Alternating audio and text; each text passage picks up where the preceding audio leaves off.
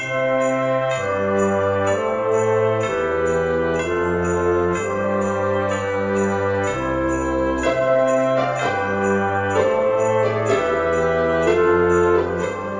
back to Bumble Stitches Flossmas. This is day 4 for me and it's Saturday, December the 9th. I did miss yesterday, so apologies for that. It was the end of the working week and it was just a little bit too much by the time I got home. Did all the chores, cooked dinner, ate dinner, tidied up dinner, received the grocery order from Tesco and got that all put away, and then I just ran out of steam. But I'm back today and I hope you're all well and been enjoying the videos so far. Yet again, it's a hideous day here. Throwing it down with rain, really cold, miserable, so we've not been out for a walk today.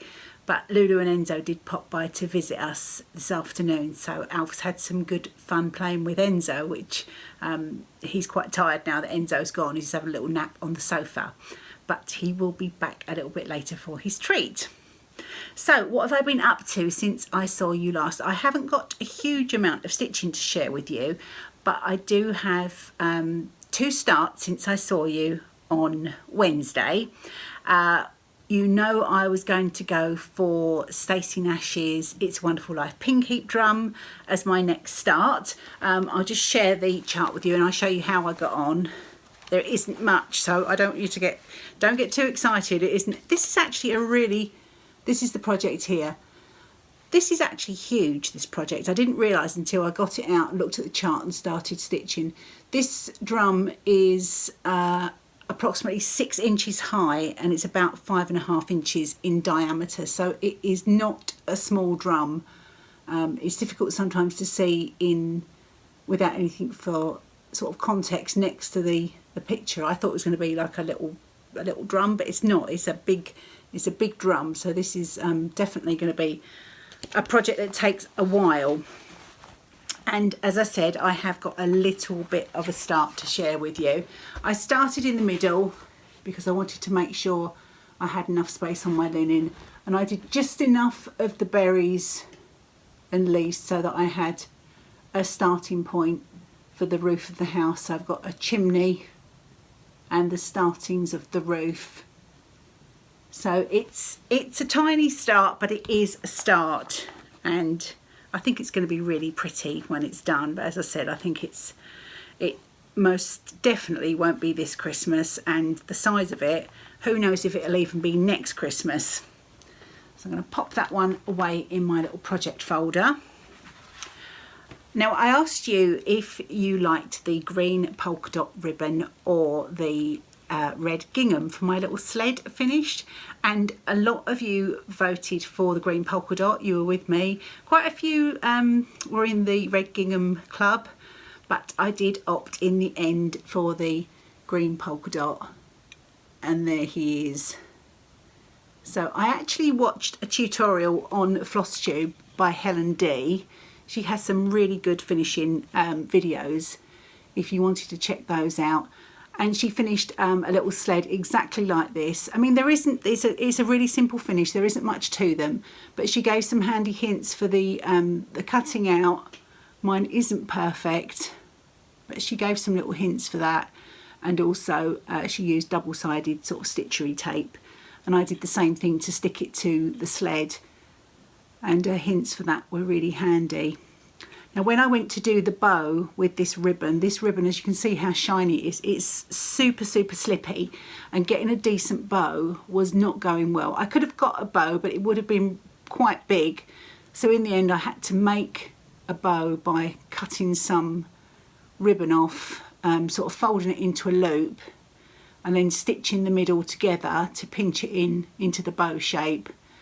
And then when I got the hot glue gun out to fix the bow to the sled, I just taped another little bit of ribbon around the middle, so it's almost like a little bow tie. And I was pondering on putting a jingle bell on here or some other sort of embellishment, but I thought in this instance I think that is enough. It's only it's a tiny little ornament. I didn't want to detract too much from the stitching. And as you can see, there was a comment, if that's a charm, then is a little tiny metal charm on his hat. and there's also a tiny little splodge of glue at the top there, but you can't see it when it's on the tree. So that's now been living on my little tree here, and I'm really pleased to have got that done. So thank you, Paula. That was it's good fun to finally get it done. And Paula let me know that she actually cut the pieces of perforated paper for me. They didn't come with the chart. I thought they'd come with the chart, but they hadn't. So Paula had patiently cut those out for me, ready to stitch. And I think he's super cute now. So it's another little ornament for the tree. I'm going to pop him in the dough bowl just for now, because I can't actually reach where he goes from here. I had another start as well, because it's been a few days since I saw you last. The second choice in the poll that I put on Instagram was for Brenda Gervais, The Bells of Christmas. Let me just show you the cover of that chart.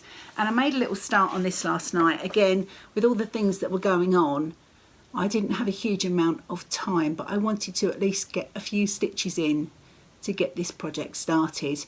I've started with this bell here. I'm going to hopefully do both of them. I started with this one because it was just there's a lot less stitching in this one than there is. But I love that shepherdess angel with her sheep. I think it's really pretty, and I love the colours. So I made a little start on that. Let me just show you that. This is on 36 count. This is from Vicky at West Green Loft. And the colour is probably, looks quite a bit darker in this light than it is actually in real life. It's called Calamine, and it's 36 count, and I'm stitching with one strand of floss over 2 threads of linen. And you can see I've just got a little bit of greenery, and this is the top of the little church, which you can see just here. So it's just a tiny little start, but I will be stitching on this project this evening, or for the rest of the afternoon. Once I've popped this video up, I'll be doing some more on that. I'm hoping to at least get the church done today, and maybe down to some of the there's a couple of little sheep and some words on that. So I'm hoping to get a little bit of progress before that one goes away. So the starts are going well. It is, as I said before though, it's a shame because I really get into them and I want to just carry on, but I know that I'm committing to my 12 starts of Christmas, so I'm going to carry on until I have got that completed. The next thing I wanted to talk to you about is, actually when I look down at my, it's not a table, it's the ironing board I've got in front of me, where I've got the things laid out to speak with you about. It's quite funny because I've got this project bag that I want to share with you, the next project on the list, and this little guy here, it's very appropriate that he should be there. I was watching Kimberly on Fat Quarter Shop Floss Tube, the last full Floss Tube episode, which was probably, I don't know if it was this Wednesday or last Wednesday. I'm a little bit behind with some of the videos, and she was going through some of their Christmas charts, and it got me to thinking. Now, one of the series that she mentioned were these typeface series. So there's this one, which is Santa Claus. There's this one, which is Rudolph. And I'm pretty sure there is a snowman for this one as well.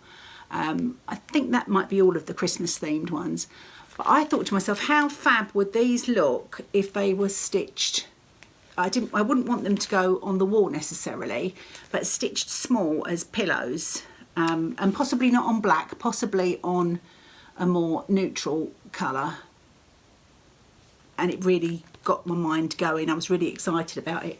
In fact, on the Rudolph one, I've already selected some Classic Colourworks flosses that I thought might look rather nice for him.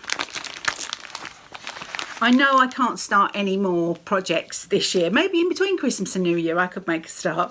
I chose some colours that I thought would work really well for Rudolph. So there's Wagon Wheel here for his fur, Licorice Red for his nose, and I've got some Snowball, which I thought would be really, they would look really cute. So I'm going to see if I can get my hands on the other one in the series.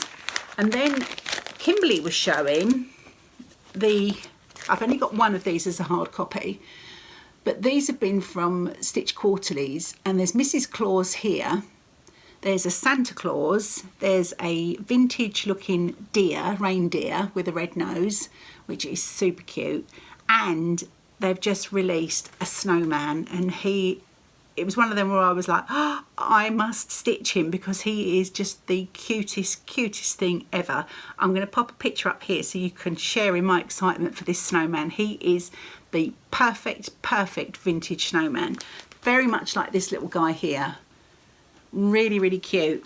So then yeah, that was it. I'm totally inspired. I want to do all these as little tiny pillows. Now this is on the back of the chart. It tells me that they've done the model in a 14 count Ada. It's a minty green opalescent, and it comes out at 5.5 by 6 3/8 of an inch, so quite small. And I thought, oh, if I was to do that on 36 count linen, they would actually be proper sort of like dough bowl size pillows. And I thought the 4 of them together, the snowman, the deer, Mr. and Mrs. Claus, would just be amazing.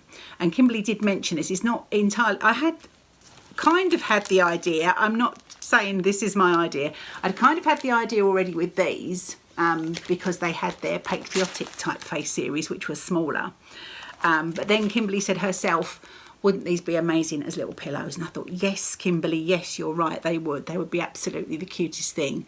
So I am going to have a little look later, because they're all available as PDF. So if you're not in the US and you don't want to pay shipping for hard copies, or you just want to stitch now, you need your Christmas fix, they're all available as PDFs. So do check those out if you are as excited about them as me. And I just think if you do them the way that the models have been done, if you put your own twist on it by using sort of different count linen, different coloured linen, over dyed flosses, I think they're just such cute classic designs. They will look really nice any way that you choose to do them. So I'm going to pop those back on there, and next I think I'll share with you what I'm going to be stitching next in my queue for 12 days of my 12 starts of Christmas, and then we'll do the advents. So in this bag now, because I've got a few projects on the go now that will most definitely not be finished this Christmas, I thought I need to get a nice quick fix in, like I did with the little sled. So I thought the best way to do that would be to, this was already in my 12 starts of Christmas. This is another Fat Quarter Shop chart, and these are the, what they call cookie cutter ornaments, and super adorable. And I think I'm probably going to go for the snowman. What else have we got on there? We've got a Rudolph on there. I think the snowman is my favourite, so I think I'll stitch him. And I do have some of the little tart tins that I can finish with. I've pulled the flosses, and these are the flosses I think that pretty much cover all of the designs. So they're all there, all DMC. And I've got some 25 count Lugana in, I think it's just white, it's probably cloud, which is the called for size for those cookie cutter ornaments. So I should be able to get myself a little snowman stitched and finished and get him up on the tree this Christmas to join the rest of the ornaments. So that will be a start for tomorrow. And I will be filming again tomorrow so that I can get myself back on track. Excuse my hair, I'm fiddling with it a lot. Just washed and roughly dried it earlier, and that was it. Enzo came and the afternoon just disappeared. Okay, let me pop all these things to one side because it will be Alfie time soon, and we all know what happens then. But first of all, I'm going to open my advent from Paula.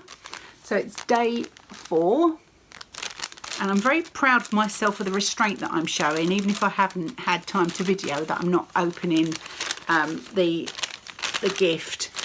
And forgive me looking at it first, how cute is that? It's a little gingerbread house needle minder, That is super cute. Thank you, Paula. And are you spotting the theme with Paula's advent for me so far? There was the gorgeous project bag that she gave me, which in that lovely gingerbread house fabric. I'm just going to open this so you can see it without the glare. She then gave me the Primrose Cottage gingerbread kisses chart, and I've got some floss, which Paula pointed out to me because I'm a bit dim sometimes, that those are the DMCs that she gave me are actually DMCs that go with this chart. So more gingerbread. Now we have the gorgeous gingerbread needle minder. And something I forgot to show you was Paula really kindly gave me a musical gingerbread house tin of little tiny gingerbread men biscuits from M&S. I will pop them onto tomorrow's video to show you because they are super cute. But that is lovely. Thank you, Paula. So that being said, I think that just leaves a certain boy. His calendar has gone completely to pot. He's on day 8. He hasn't had the days in between. He's gonna have loads of treats left over for in between Christmas and New Year, but that's fine. He can't read the day. As long as there's treats, he's happy, believe me.